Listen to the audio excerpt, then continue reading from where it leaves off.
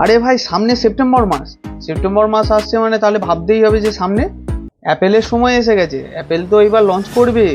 তাই অ্যাপেল এবার নিয়ে চলে এসেছে 18 সিরিজের মোবাইল।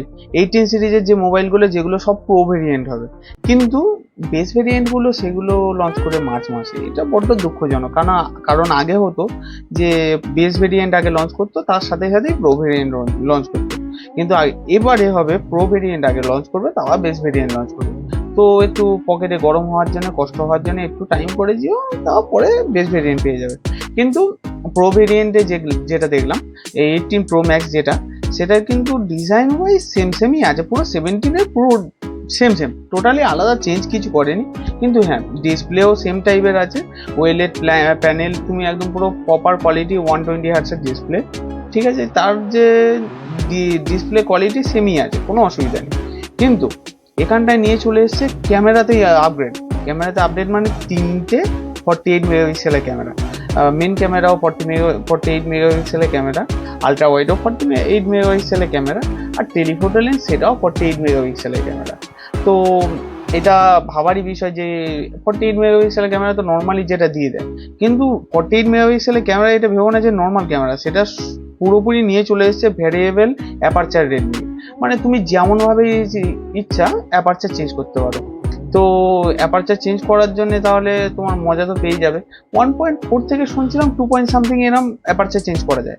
আর সামনে দিয়ে দিয়েছে তোমার 18 থেকে ডাইরেক্ট জাম্প করেছে 24 মেগাপিক্সেল। তাহলে ওর তো কোয়ালিটিটা তুমি জানোই যে কি লেভেলে কোয়ালিটি দেয়। আইফোনের যে ক্যামেরা, সে একটা আলাদা লেভেলেই আপগ্রেড করে।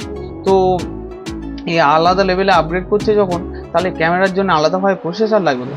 সেই প্রসেসরের জন্য তোমার 4nm না, এটা 2nm মনে হয়, হ্যাঁ 2nm A20 বায়োনিক চিপ নিয়ে চলে এসছে। তো A20 বায়োনিক চিপে পাওয়ার পারফরমেন্স একটা আলাদা লেভেলে নিয়ে গেছে, ঠিক আছে।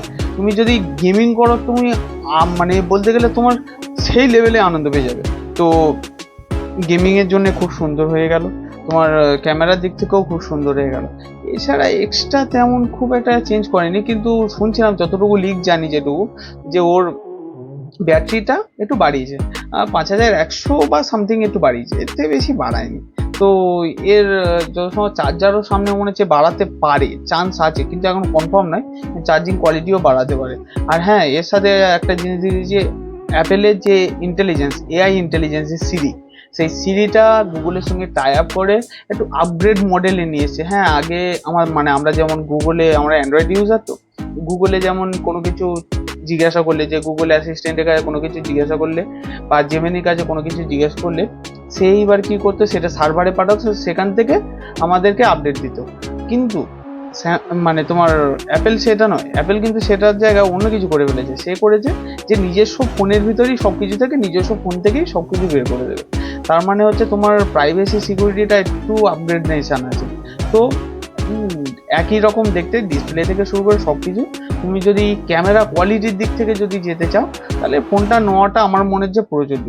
যে সে মানুষটা যে ক্যামেরা একদম ভিডিও এডিক্টেড বা ফটো এডিক্টেড হয়, তাহলে সেই মানুষটা নিয়ে নেওয়া উচিত।